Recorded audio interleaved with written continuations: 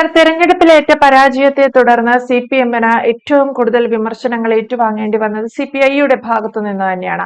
തെരഞ്ഞെടുപ്പ് തോൽവിയിലുണ്ടായ പരാജയം ഒരു വ്യക്തിപൂജയിൽ മാത്രം ഒതുങ്ങിപ്പോയി എന്നൊരു വിമർശനം വരെ സിപിഐയുടെ ഭാഗത്തു നിന്നുണ്ടായിട്ടുണ്ട്. മാത്രമല്ല, തെരഞ്ഞെടുപ്പിൽ വേണ്ട പരിഗണന സിപിഐക്ക് ലഭിച്ചിട്ടില്ല എന്ന പരാതിയും സിപിഐ മറയില്ലാതെ പ്രകടിപ്പിക്കുമ്പോൾ ഇനി അങ്ങോട്ട് സിപിഎമ്മിനകത്ത് അല്ലെങ്കിൽ സിപിഐയുടെ കൂടി ഒരു ഭാവി എങ്ങനെയായിരിക്കാനാണ് സാധ്യത?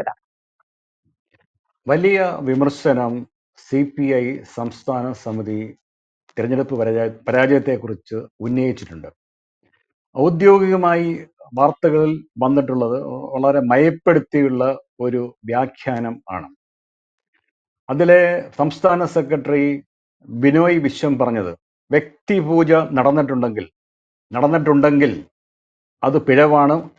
ചരിത്രത്തിൽ നിന്ന് തങ്ങൾ പഠിച്ചത് അതാണ്. വ്യക്തിപൂജ നടന്നു എന്ന് ധൈര്യപൂർവം പരസ്യമായി പറയാനുള്ള ഒരു ആർജവം CPI കാണിച്ചിട്ടില്ല. CPIക്കകത്ത് തന്നെ പിണറായി വിജയൻ നേരിടുന്ന പോലെ തന്നെ വലിയ വിമർശനം പാർട്ടിയെ നയിക്കുന്ന ബിനോയ് വിശ്വം CPIക്കകത്ത് അഭിമുഖീകരിക്കുന്നുണ്ട് എന്ന് വാർത്തയുണ്ട്. നമുക്കറിയാം, തിരുത്തൽ ശക്തി, ഇടതുപക്ഷ മുന്നണിയിലെ വലിയ തിരുത്തൽ ശക്തിയായിരുന്നു CPI മുൻകാലങ്ങളിൽ. നമ്മൾ ഈ പരിപാടിയിൽ തന്നെ വെളിയൻ ഭാഗവന്റെയും CK ചന്ദ്രപ്പന്റെയും അവർ സംസ്ഥാന സെക്രട്ടറി സ്ഥാനം വഹിച്ച കാലത്തെക്കുറിച്ച് പരാമർശിച്ചിട്ടുണ്ട്. താനവിടെ ഇരിക്കൂ എന്ന് പറഞ്ഞാൽ പിണറായി വിജയൻ ഇരിക്കുമായിരുന്നു. വെളിയൻ ഭാർഗവൻ അത്രയും വലിയ ആജ്ഞാശക്തിയുള്ള നേതാവായിരുന്നു. CK ചന്ദ്രപ്പൻ സംസ്ഥാന സെക്രട്ടറിയാണ്, സൗമ്യനാണ് കണ്ടു കഴിഞ്ഞാൽ. അദ്ദേഹത്തിനും അതേപോലെ വലിയ ആർജവം ഉള്ള നേതാവായിരുന്നു. അതിനുശേഷം കാനം രാജേന്ദ്രൻ വന്നു. കാനം രാജേന്ദ്രനെ കുഴക്കിയത് അദ്ദേഹത്തിന്റെ മകനാണ് എന്ന് പാർട്ടിക്കകത്ത് തന്നെ വിമർശനമുണ്ടായിരുന്നു. ദുർബലമായിരുന്നു അദ്ദേഹത്തിന്റെ ശബ്ദം. CPM ഏതാണ്ട് ഒരു മൂലക്കിരുത്തിയ സമയമായിരുന്നു കാനം രാജേന്ദ്രൻ സെക്രട്ടറി ആയിരുന്ന ആ കാലം. ബിനോയ് വിശ്വം നല്ല മനുഷ്യനാണ്, സൗമ്യനാണ്, സാംസ്കാരിക ബന്ധങ്ങളൊക്കെ ഉള്ള ആളാണ്. അതൊക്കെ ശരിയാണ്. പക്ഷെ ബിനോയ് വിശ്വം സംസ്ഥാന സെക്രട്ടറി ആയതോടുകൂടി CPI വീണ്ടും ഇടതുമുന്നണിക്കകത്തും പുറത്തും ദുർബലമായി. ഇന്ത്യ മൊത്തം ഉള്ള അവസ്ഥ ഇതാണ്. ദേശീയ കക്ഷി എന്ന പദവി എന്നെ CPIക്ക് നഷ്ടപ്പെട്ടു. നോട്ടയ്ക്ക് കഴിഞ്ഞ ലോക്സഭാ തെരഞ്ഞെടുപ്പിൽ കിട്ടിയത് 0.99% വോട്ടാണ്.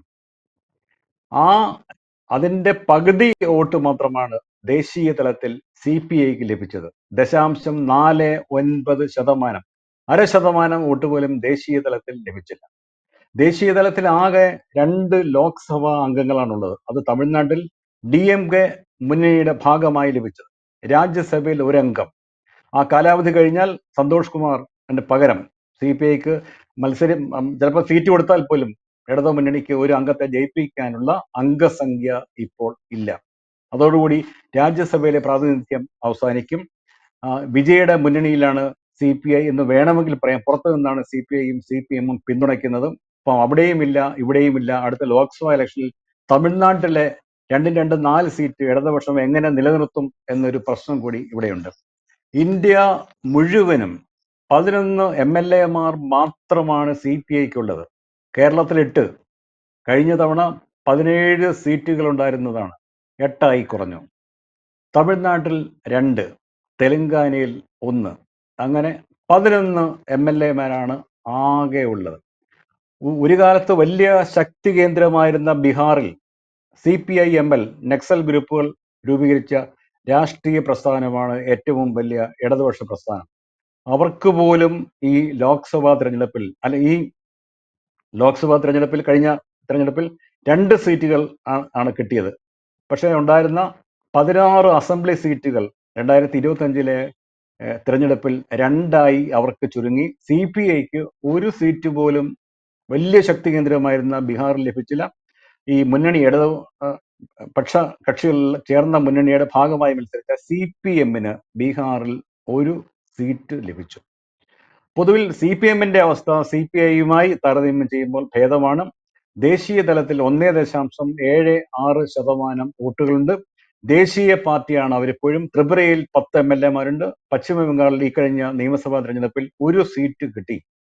ബീഹാറിലും ഒഡീസയിലും മഹാരാഷ്ട്രയിലും ജമ്മു ആൻഡ് കാശ്മീരിലും ഓരോ സീറ്റുകൾ വീതമുണ്ട്. കേരളത്തിൽ 62 സീറ്റ് ഉണ്ടായിരുന്നത് 26 സീറ്റായി കുറഞ്ഞു. തമിഴ്നാട്ടിൽ 2 സീറ്റ്. അങ്ങനെ 43 MLA-മാർ CPM ഉണ്ട്. ഇതൊന്നുമല്ല മുഖ്യ പ്രശ്നം. കേരളത്തിൽ CPIയുടെ അല്ലെങ്കിൽ ഇന്ത്യയിൽ CPIയുടെ നിലനിൽപ്പ് എങ്ങനെ എന്നുള്ള അടിസ്ഥാനപരമായ ചോദ്യം CPI തന്നെ പണ്ടും ഉന്നയിച്ചിട്ടുണ്ട്. അതുകൊണ്ടായിരിക്കാം അവർ CPM-മായി ലയിക്കണം എന്ന് കഴിഞ്ഞ കുറേ കാലമായി ആവശ്യപ്പെടുന്നുണ്ട്. ഇനി ഞാനൊരു തമാശ പറഞ്ഞുകൊണ്ട് ഇത് അവസാനിപ്പിക്കാം. ഈ തെരഞ്ഞെടുപ്പിനെ കുറിച്ചുള്ള വിമർശനം പത്രങ്ങളിലൊക്കെ വന്നു. പിന്നെ ആശാ സമരത്തോട് സർക്കാർ മുഖം തിരിച്ചു, അടിസ്ഥാന വർഗങ്ങളെ അകറ്റി നിർത്തി, പരമ്പരാഗത വ്യവസായങ്ങളെ അവഗണിച്ചു, ബാർ ഉടമകളെ സഹായിച്ചു. കള്ളുചെത്ത് തൊഴിലാളികളൊക്കെയാണ് CPIക്ക് ഇപ്പം പിന്തുണയൊക്കെ ഉള്ള സ്ഥലങ്ങൾ. കള്ളുചെത്ത് തൊഴിലാളി മേഖലയാണ് അത്. തൃശ്ശൂർ ജില്ലയിലും കൊല്ലത്തൊക്കെ ഉള്ള അവരെയൊക്കെ അവഗണിച്ചു എന്നാണ് ഇപ്പോൾ പറയുന്നത്. അപ്പം ഇത്രയും കാലം 10 വർഷം ഭരണത്തിന്റെ മുഴുവൻ സുഖവും അനുഭവിച്ച കാലത്തൊന്നും ഇവർക്ക് തോന്നിയിട്ടേയില്ല. ബാർ ഉടമകളെ സഹായിച്ചു എന്നാണ് പറയുന്നത്. ആരും ഇടതുപക്ഷം സർക്കാർ. അതിലെ 4 മന്ത്രിമാരുണ്ടായിരുന്നു. ഇവർക്ക് പറയാൻ, ഇപ്പോൾ ഇത് പറയാൻ തോറ്റമ്പിന് ശേഷം പറയാൻ നാണമില്ലേ എന്ന് CPIക്കാരെങ്കിലും മിനിമം ബിനോയ് വിശ്വത്തോട് ചോദിക്കേണ്ടതാണ്. അതവിടെ നിൽക്കട്ടെ. ഇനി എന്തു ചെയ്യും എന്ന് ഈ പരാജയത്തിന്റെ ഘട്ടത്തിൽ CPI ആലോചിക്കണം. ഇന്ത്യൻ വിപ്ലവം എങ്ങനെ നടത്തും എന്നതിനെ കുറിച്ചുള്ള കടുത്ത വിയോജിപ്പാണ് 1964 കമ്മ്യൂണിസ്റ്റ് പ്രസ്ഥാനം രണ്ടായതിന്റെ കാരണം. അത് ഗംഭീരമായ, ഇപ്പൊ ഇത് നമുക്ക് ചർച്ച ചെയ്യേണ്ട ഒരു കാര്യമാണ് ഇപ്പോൾ. കാര്യം ഞങ്ങൾ ലയിക്കട്ടെ എന്ന് പറയുമ്പോൾ വേണ്ട എന്നാണ് CPM ഇപ്പോഴും പറഞ്ഞുകൊണ്ടിരിക്കുന്നത്. കാര്യം വിപ്ലവത്തിന്റെ ആദ്യ ഘട്ടത്തിൽ ബൂർഷാസിയെ കൂടെ കൂട്ടാൻ പറ്റുമോ എന്നുള്ളതായിരുന്നു അടിസ്ഥാന പ്രശ്നം 64. ഇപ്പോഴത് ഗംഭീര പ്രശ്നമായി നിലനിൽക്കുന്നുണ്ട്. ഇന്ത്യൻ ബൂർഷാസിയുടെ നേതൃസ്ഥാനത്തുള്ളത് കോൺഗ്രസ് ആണ്. അപ്പോൾ കോൺഗ്രസിന് ചില നല്ല ഗുണങ്ങളുണ്ട്. ദേശീയ ബൂർഷാസിക്ക് നല്ല ഗുണങ്ങളുണ്ട്. അതുകൊണ്ട് അവരെയും കൂടെ കൂട്ടി, അവര് സാമ്രാജ്യത്വ ശക്തികൾക്ക് എതിരാണ്, ഫ്യൂഡലിസത്തിന് എതിരാണ്. അതുകൊണ്ടാണ് CPIയുടെ ഈ ലൈനിന്റെ ഭാഗമായിട്ടാണ് 69 C അച്യുതമേനോൻ മന്ത്രിസഭയിൽ ഇവര് കോൺഗ്രസിനെ കൂട്ടി മന്ത്രിസഭ ഉണ്ടാക്കുന്നത്. രണ്ടാമതും മന്ത്രിസഭ ഉണ്ടാക്കി. കോൺഗ്രസിന് ഭൂരിപക്ഷം ഉണ്ടായിരുന്നിട്ടും CPIക്ക് തന്നെ മൂന്നാമതും PK വാസുദേവൻ നായർക്ക് മുഖ്യമന്ത്രി സ്ഥാനമൊക്കെ നൽകി. കോൺഗ്രസുമായിട്ടുള്ള ഐക്യം ഇങ്ങനെ പുരോഗമിച്ചുകൊണ്ടിരിക്കുമ്പോഴാണ് അത് ഇടതുപക്ഷ ജനാധിപത്യ മുന്നണി രൂപീകരിക്കാൻ വേണ്ടി കോൺഗ്രസ് ബന്ധം അവർ അവസാനിപ്പിക്കുന്നു. പക്ഷെ കിതാബിൽ ഇതുവരെ മാറ്റം വരുത്തിയിട്ടില്ല. കിതാബിൽ ഇന്ത്യൻ നാഷണൽ കോൺഗ്രസ് നല്ല പുരോഗമന സ്വഭാവമുള്ള ബൂർഷ്വാ കക്ഷിയാണ്. അവരുമായി ചേർന്നാണ് എന്ത് വേണ്ടത്? ഇന്ത്യയിലെ വിപ്ലവത്തിന്റെ ആദ്യ ഘട്ടമായ ദേശീയ ജനാധിപത്യ വിപ്ലവം നടത്തേണ്ടത്. CPM വിപ്ലവം നടത്താൻ പോകുമ്പോൾ അത് MV ഗോവിന്ദൻ മാഷൊക്കെ ഉണ്ടായിരുന്നെങ്കിൽ, അല്ലെങ്കിൽ പിന്നെ മുതൽ ഇങ്ങോട്ടുള്ള താത്വികാചാര്യന്മാരായിട്ടുള്ള MM മണിയുടെ ഒക്കെ ചോദിച്ചു കഴിഞ്ഞാൽ നല്ല പച്ച മലയാളത്തിൽ അദ്ദേഹം വിശദീകരിച്ചു തരും. അതായത് ജനകീയ ജനാധിപത്യ വിപ്ലവമാണ് ഇന്ത്യക്ക് വേണ്ടത്. അപ്പോൾ ഈ ബൂർഷാസിയായ കോൺഗ്രസിനെ ഒന്നും ഒരു കൂട്ടുന്ന പ്രശ്നമേ ഇല്ല. തൊഴിലാളി വർഗത്തിന്റെ നേതൃത്വത്തിൽ മാത്രമാണ് ഈ വിപ്ലവം നടത്തേണ്ടത്. അവിടെ ഈ CPIക്കാരെ പോലും അവരെ കൂട്ടത്തില്ല. അവരൊക്കെ ബൂർഷാ സ്വഭാവമുള്ള കമ്മ്യൂണിസ്റ്റ് പാർട്ടിയാണ്. കോൺഗ്രസിനെ കൂട്ടുന്ന പ്രശ്നമേ ഉദിക്കുന്നില്ല. അപ്പം നമ്മുടെ ജീവിതകാലത്ത് വിപ്ലവം നടക്കുന്നെങ്കിൽ ഗംഭീരമായ തൊഴിലാളി വർഗ വിപ്ലവം, ജനകീയ ജനാധിപത്യ വിപ്ലവം CPM നടത്തും. CPIക്കാരെ പോലും അതിനകത്ത് കൂട്ടുന്ന പ്രശ്നമില്ല. അപ്പം അടിസ്ഥാന പ്രശ്നത്തിൽ അവർ തമ്മിൽ ഇതുവരെ യോജിപ്പ് ഇല്ലാത്തതുകൊണ്ട് CPIയുടെ മോഹം പൂതിയൊന്നും നടക്കില്ല. CPI നിന്ന് മെലിഞ്ഞു പോകും. വലിയേട്ടൻ മെലിഞ്ഞുകൊണ്ടിരിക്കുകയാണ്, കൂടെ കുഞ്ഞേട്ടനും മെലിഞ്ഞ് തനിയെ ഇല്ലാതാകും.